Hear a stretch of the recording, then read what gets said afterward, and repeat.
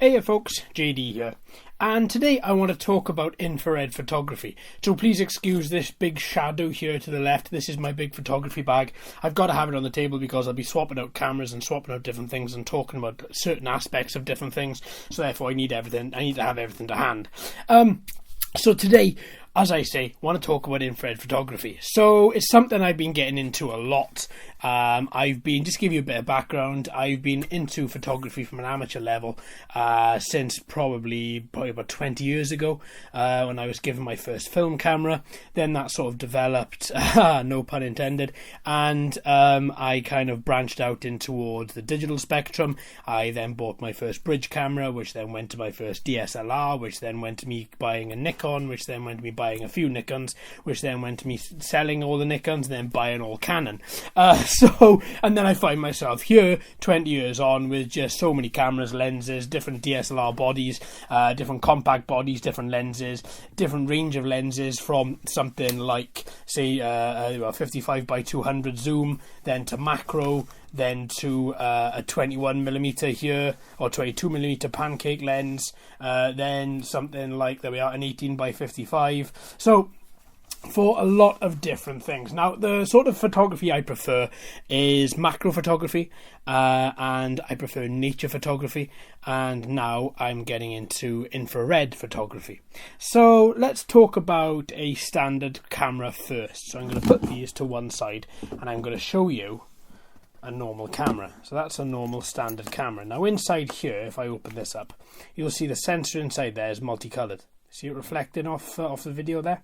So what you're going to have is this camera allows you, like any other camera, to shoot in full colour. So everything as we see it with our eyes, this camera will capture it and give you that photo. The colour's going to be a little bit better. There's going to be things which look a little bit nicer than what you see with your eyes. But at the same time, this camera pretty much captures what we see, right? So put that to one side, don't need that again. Then we have these cameras now.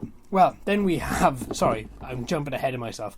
Then we have light that we can't see. So infrared light, or things that we can't see as much. So we see in full colour. There's obviously a couple of other spectrums, or quite a few different spectrums of light. Some of them are known as infrared, and they are measured in nm or nanometers. So what you can do if you have a normal camera like the one I've just shown you, you can use one of your lenses and you can buy these filters. So these filters, if you want to shoot in infrared, will screw onto your lens. And then with the help of a tripod, you have to have a tripod for this, you can then attach your camera to the tripod using whichever different nanometer lens you want to, and then you can shoot a photo that looks totally different to its full colour counterpart.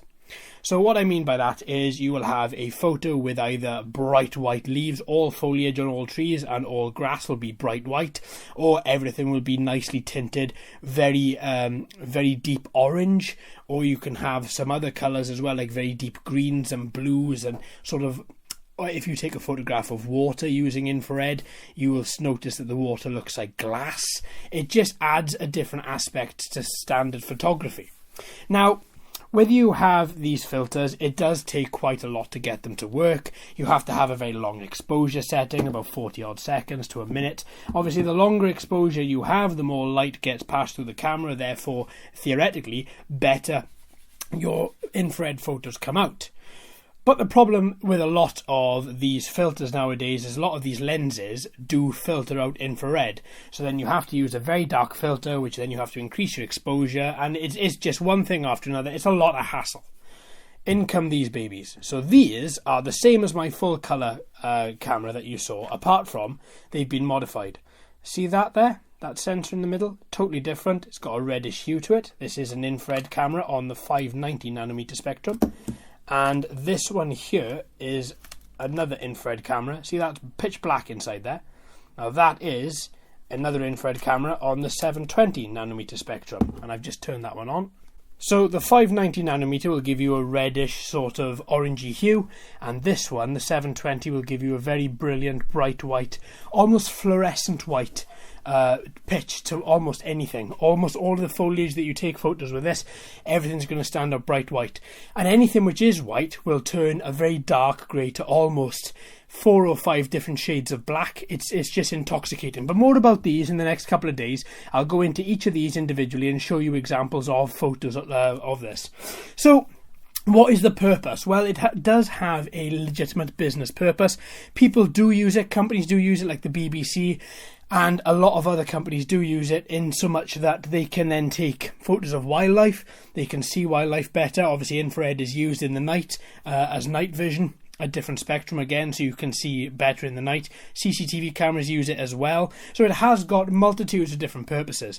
And also scientists use it. It has a very important role in science, as much as testing and looking at water beds and areas where there are large bodies of water, like rivers, where you can see where the water cuts down, where a normal full color camera would be very difficult to see that sort of intricate detail.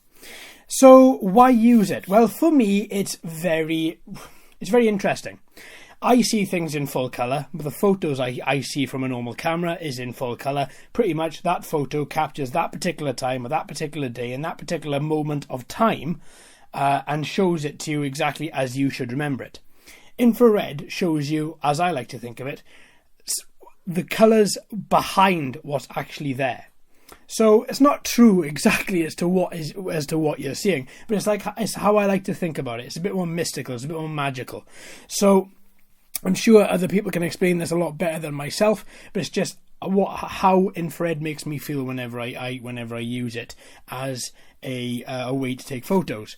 So a tree which would just normally be lovely, beautiful green is now brilliant, bright white. The trunk is amazing silver. Everything just adds a different quality to what you were looking at. So then when you go back to that tree, you can see it in the way the camera sees it, and you can see it in the way that your eyes see it. So it's almost as if it has...